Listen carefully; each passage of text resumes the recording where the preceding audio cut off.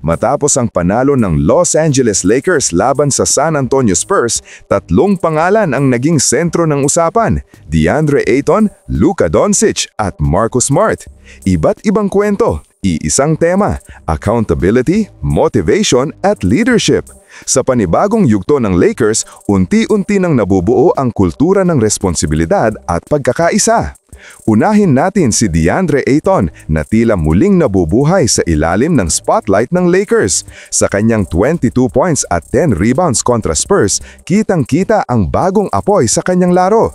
Matapos ang laban, umamin si Ayton na ramdam niya ang pressure matapos makita ang reigning MLB champions, ang Los Angeles Dodgers, na pumasok sa arena bilang panauhin.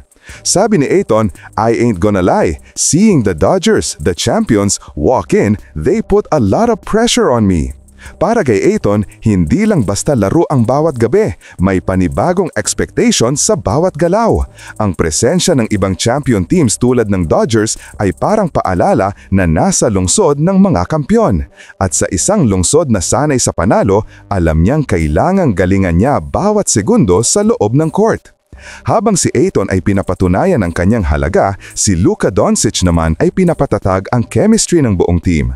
Sa tulong ni JJ Redick, ipinakilala niya ang isang kakaibang team activity na tinatawag na Pecha Kucha, isang uri ng icebreaker kung saan bawat player at coach ay gumagawa ng slideshow presentation tungkol sa mga tao, lugar at bagay na mahalaga sa kanilang buhay.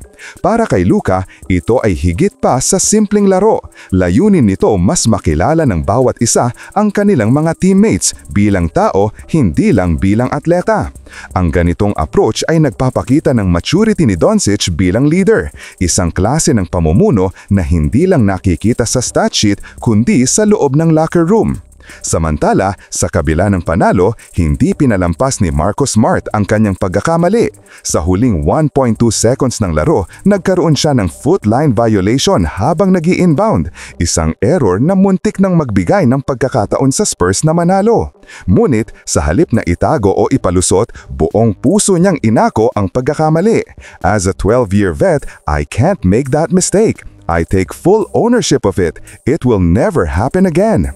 Ito ang klase ng accountability na gustong makita ng coaching staff at mga fans. Dahil sa ganitong mindset, nagiging malinaw na ang bawat miyembro ng Lakers ay seryosong hinahasa hindi lang ang laro kundi pati ang karakter. At nang marinig ni Smart na may 5 steals at 2 blocks si Luka Doncic, napangiti na lang siya sa gulat. Luka had what? Patunay na kahit ang mga veterano ay humahanga sa hustle at effort ng kanilang star player. Ang tatlong ito, Ayton, Luka at Smart, ay sumisimbolo ng bagong direksyon ng Lakers. Si Ayton ang muscle, si Luka ang utak at si Smart ang puso ng depensa. Pero higit sa lahat, ang kanilang collective mindset ang tunay na sandata. Ang transparency, humility at shared motivation ang bumubuo ng bagong kultura sa loob ng team. Kung magtuloy-tuloy ito, posibleng ito na ang pinaka-balanced at emotionally mature na Lakers roster sa nakaraang dekada. I-comment ninyo na lang po sa ibaba ang inyong opinyon at huwag kalimutang mag-subscribe sa aking channel. Maraming salamat po!